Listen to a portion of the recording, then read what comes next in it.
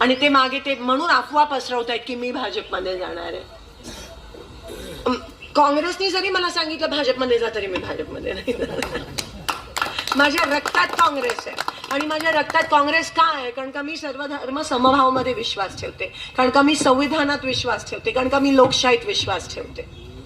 म्हणून मी काँग्रेसची आहे आणि शेवटपर्यंत राहणार आहे. कारण का काँग्रेस एकमेव पक्ष आहे जो खरंच गोरगरिबांमध्ये जाऊन लोकांना न्याय देऊ शकतो. दीन दलित, महिला, अल्पसंख्याक, गोरगरीब सगळ्यांसोबत काँग्रेस पक्ष आहे आणि हे मी एवढ्या वर्षात बघितलं. आणि म्हणून आज लोकांना पण आज काँग्रेस पक्ष आहे म्हणून आपल्याला थोडं बोलायला तरी मिळतंय. नाहीतर गोरगरिबांचा वाली कोण आहे मला सांगा? बीजेपी फक्त 2 लोकांचा वाली आहे, अदानी आणि अंबानी.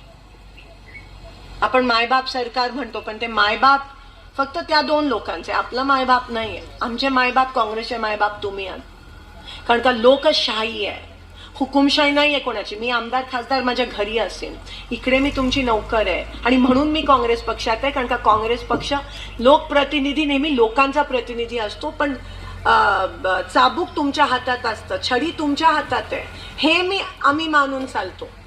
मला काय सत्तेशी घेणं देणं मी लहानपणापासून बघितलं. मला टक्केवारी करायची नाही कारण का मी ठेकेदार नाहीये. मी आज एक कार्यकर्ती म्हणून तुमच्या समोर उभी आहे आणि म्हणून कामं करायचे, कामं करून जो समाधान मिळतो. आणि जर सोलापूर जिल्ह्यामध्ये कुठेतरी माझा आपला एक देशातला नागरिक जर त्रस्त असेल, दुष्काळाने ग्रस्त असेल, गरीब असेल, नोकरी नसेल, आरक्षणासाठी वन फिरत असेल तर आम्ही नाही का हो तुमच्यासोबत उभे राहणार? आणि म्हणून मी निर्णय घेतला, आम्ही तुमच्या सोबत आहोत हे कधी विसरू नका. काँग्रेस पक्ष ठामपणे तुमच्या सोबत आहे. पण मी येणकी गावाला विनंती करते, मागच्या वेळेस जरा काँग्रेसला मतदान थोडंसं कमी झालेलं, मला माहित नाही काय कारण होतं ते, पण एकंदरीत जो काही पक्ष काँग्रेसचे मत विभाजन करण्याचा प्रयत्न करतो तो बीजेपीला मदत करतो, हे लक्षात घ्या. त्याला डॅमेज करतो आणि म्हणून कोणीही त्या ठिकाणी निवडून येत नाही. ना डॅमेज करणारा पक्ष ना काँग्रेस, आणि मग जो विरोधात आहे, जो तुमच्यावर अन्याय करतो तोच पक्ष निवड. म्हणून स्वतःच्या पायावर कृपया करून मी हात जोडून विनंती करते, कुऱ्हाड मारून घेऊ नका.